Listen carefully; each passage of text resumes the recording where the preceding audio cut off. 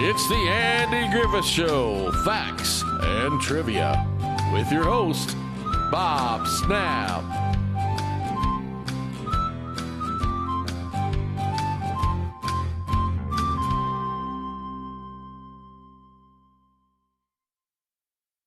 Hi guys, welcome to the Andy Griffith Show, Facts and Trivia. Appreciate you being here.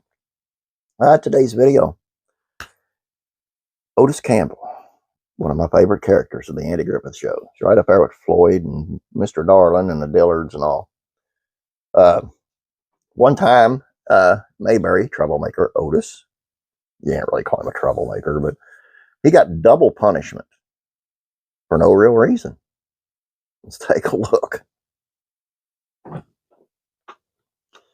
One of the sweetest episodes of the Andy Griffith Show is bringing up Opie, wherein Aunt Bee decides Opie shouldn't be spending so much time around the jail.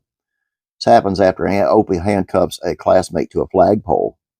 It's an episode that really focuses on what justice means in the eyes of a child. An idyllic Mayberry, that penchant for making moral choices and knowing clearly between right and wrong was the way.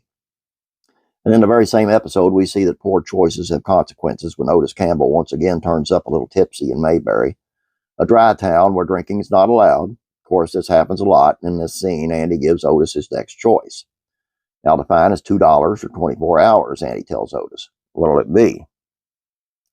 Otis responds in classic Otis. Andy, you know I always take the 24 hours. I wouldn't waste $2 on something that didn't have a cork in it.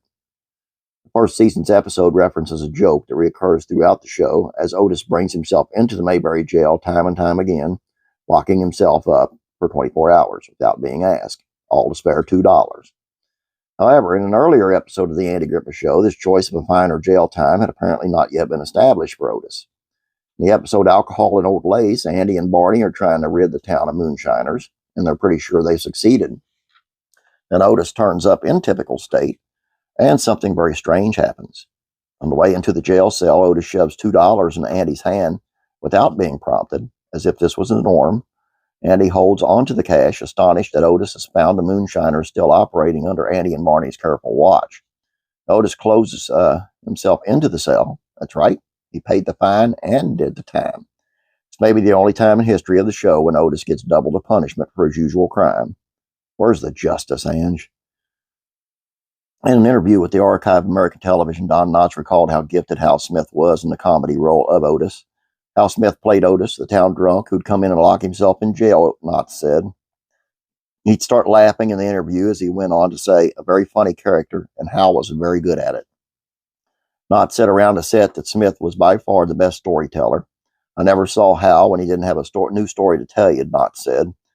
I don't know where he got them all. Funny guy, very enjoyable. Considering how much entertainment Hal Smith brought on screen and off, do you really think he owes Mayberry $2? There you go. Hope you guys enjoyed this. This is one I did catch. Did any of you? This is 3 days in a row I'm asking you that question. Put it in the comments below. Don't forget the trivia question.